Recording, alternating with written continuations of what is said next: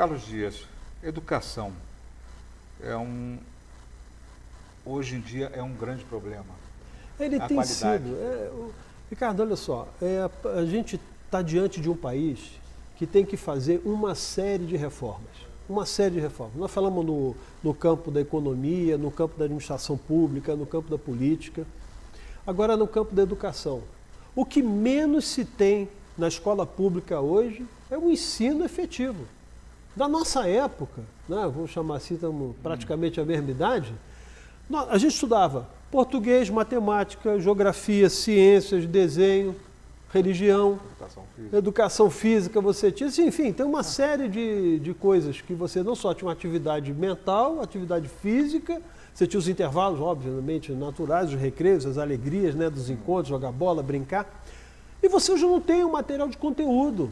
Você não tem conteúdo, eles querem ir na escola, eles querem fazer doutrinação marxista, eles querem hoje ir para a escola dizer que ninguém tem gênero, que o sujeito não nasce homem e que a menina não nasce menina. Quer dizer, é um troço doido. Então a nossa escola ela virou espaço de destruição de mente, de espírito e de alma das pessoas. Nós vamos recuperar a educação fundamental nesse crescimento, no desenvolvimento, por exemplo, do psicomotor da criança. Quer dizer, depois de lá vai para o ensino médio. O ensino médio hoje, ele, de certa forma, se coloca como inútil, uma evasão imensa. Então nós temos que voltar a ter isso. A cultura, a formação clássica. As pessoas entrarem no museu, conseguir entender o que significa aquele quadro, de que época, do que nós estamos falando, a literatura brasileira, a literatura internacional. Ah não, você tem um livrinho que fala de ideologia de gênero. Né? Você, com todo o respeito, né, esses educadores onde estão?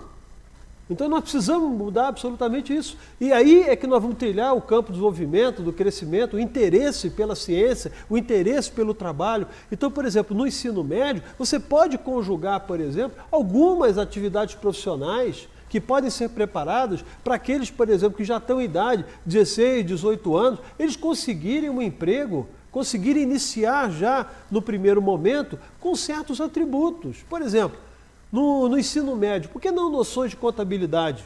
Por que não noções de direito, noções de administração, noção de matemática financeira? Com uma equação de segundo grau isso já está resolvido, isso não tem problema. As pessoas conseguem absolutamente absorver, não há necessidade de estar na faculdade para isso.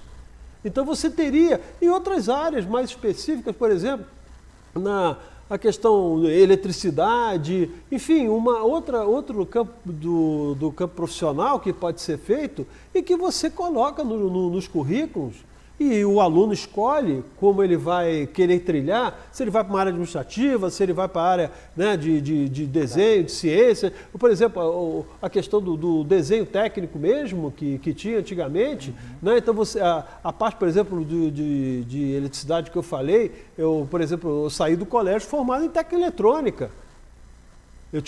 Terminei o ensino médio e um diploma de técnica eletrônica. Então, por que não? Então nós precisamos efetivamente fazer isso, voltar a um ambiente escolar que seja um ambiente fechado a essas ideologias, a essa destruição da pessoa, essa discussão política que é inútil para a formação das crianças, tá certo? Eles conheçam história efetiva, né? Quer dizer, nos livros, o que for apresentado, não aquilo que o professor, né, formado nessas escolas marxistas, acha que o aluno tem que aprender.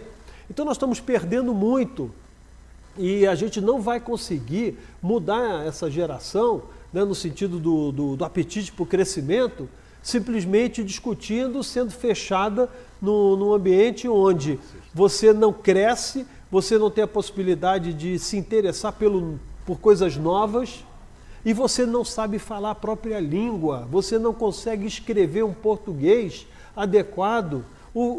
A língua portuguesa virou uma língua de cifras e abreviaturas, abreviações, etc. Por quê? Porque o sujeito hoje se comunica em determinadas redes, simplifica a linguagem, né? Não sabe o tratar, né, do verbal, do tempo verbal, a questão da concordância nominal. Então é um absurdo. Então o que eu digo é o seguinte, nós precisamos trabalhar na Lei de Diretrizes e Bases. Não, conteúdos objetivos pedagógicos que se fala, né, que é próprio da escola, e a escola tem que ter essa autonomia de trabalho.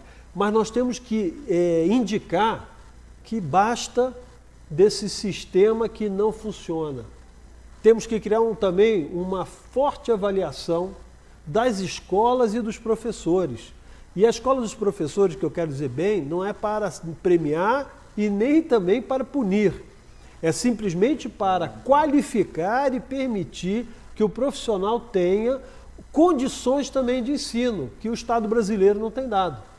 Então são equações que precisam de uma certa união, né?